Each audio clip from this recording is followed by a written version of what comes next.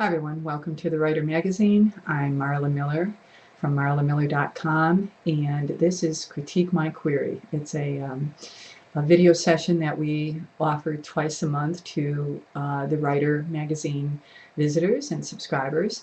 And what you do is you send in your query letter, and I offer a quick query critique, and those are critiques that I offer at marlamiller.com as well. I've been doing them now for years. And I enjoy them, and I'm glad that they're helpful to you. Okay, here we go with our latest one. She directs this to me.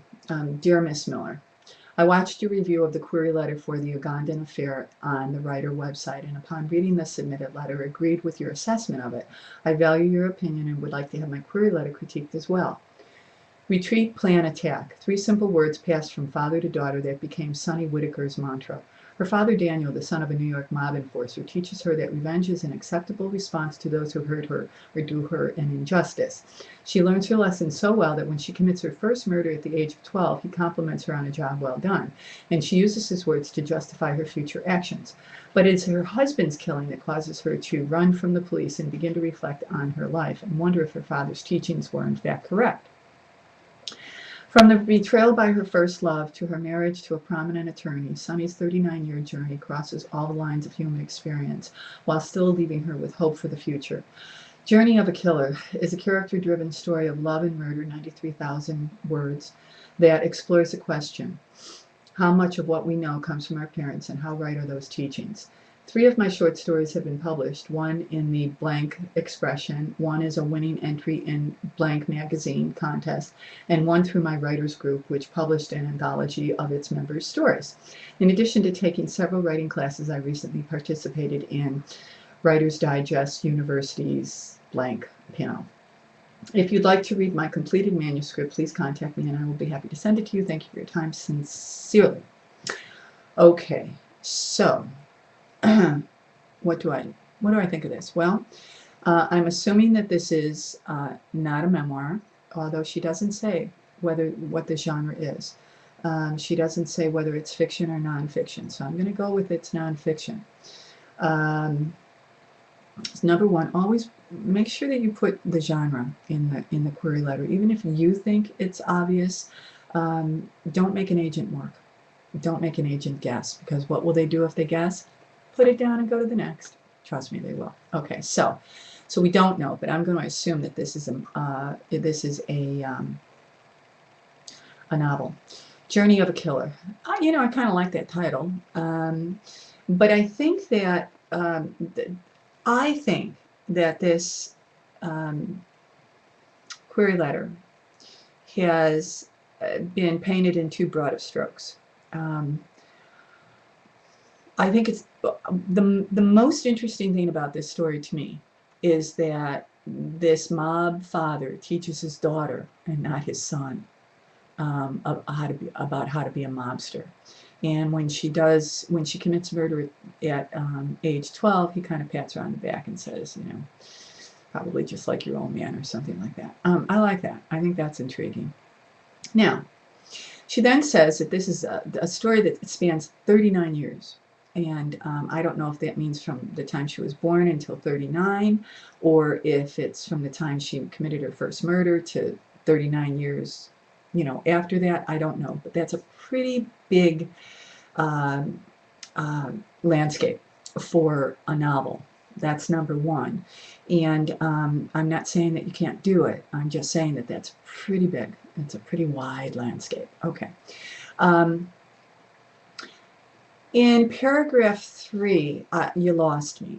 I thought that the first paragraph, let's just talk about the first paragraph.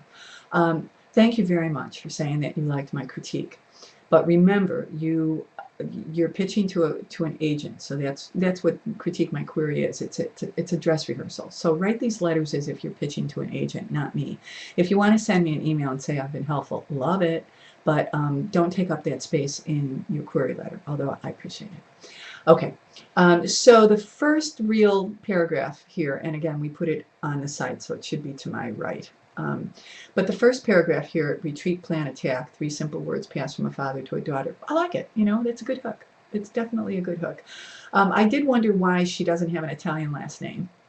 again, I'm stereotyping, but I'm Italian, so I can, and or I will. But so I do kind of wonder about that. And I don't know if her first love, in the second paragraph she says the betrayal of her first love, so maybe he's the one who set up her husband.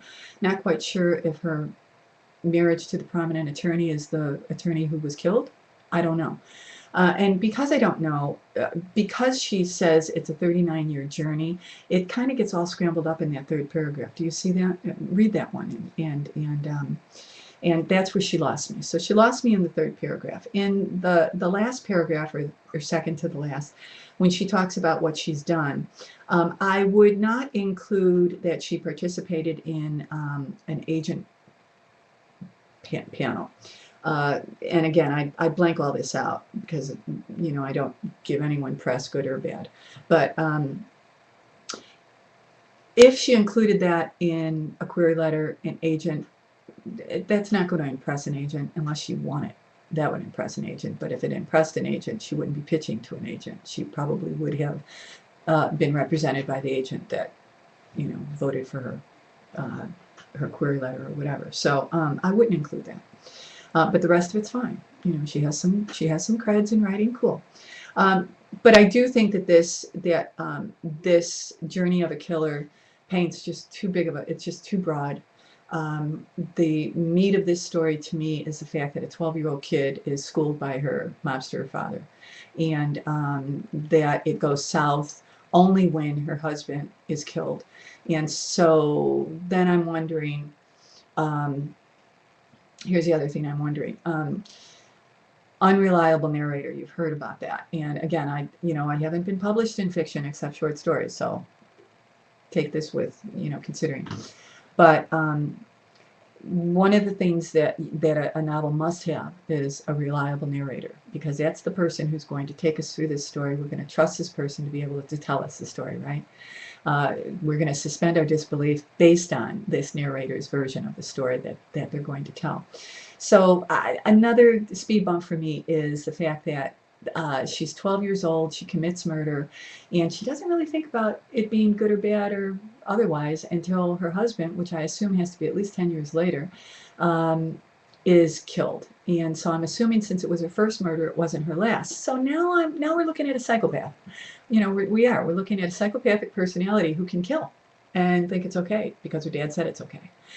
So if the point of this story is for the reader to wonder how many messages that adults give their children are good ones, bad ones or indifferent ones, because that's what she says,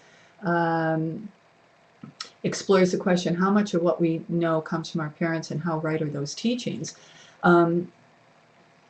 Murders, there's really no wiggle room there. It's not cool to murder, whether your parent tells you it is or not. I don't mean to make fun of or be, take it lightly.